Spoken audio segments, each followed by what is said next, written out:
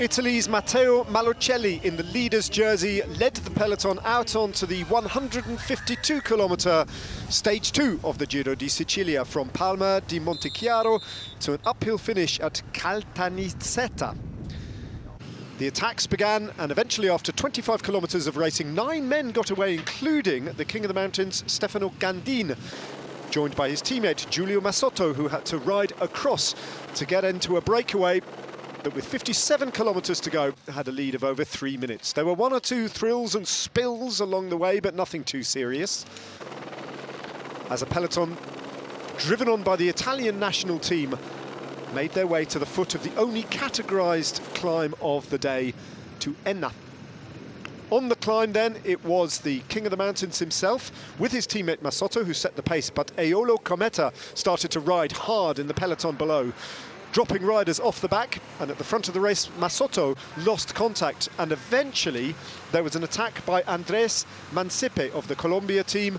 He was joined by Gandin, and those two riders from the breakaway rode clear and over the top of the climb to Enna in order for Gandin to pick up a further 5 points and extend his lead to 7 points at the end of the day in the King of the Mountains competition.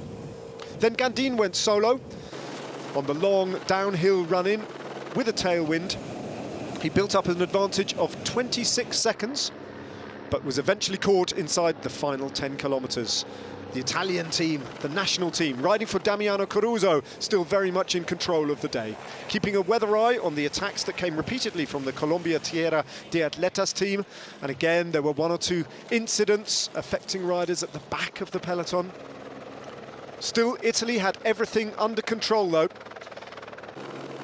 Approaching the final kilometre, it was Nicola Conci with his teammate Alessandro Fedeli who set the pace, and eventually Fedeli, looking round inside the final kilometre, the final few hundred metres, to see his team leader Damiano Caruso. He unleashed his sprint with Vincenzo Nibali and Domenico Pozzovivo on his wheel. 3 Italians then over the line, and 1 Sicilian with his hands in the air. Damiano Caruso, the winner for the first time in his career of a stage of his home race, ahead of Vincenzo Nibali, the winner of the 2021 edition of the race, with Domenico Pozzovivo in 3rd place, and Kenny Elissonde showing promise in 4th.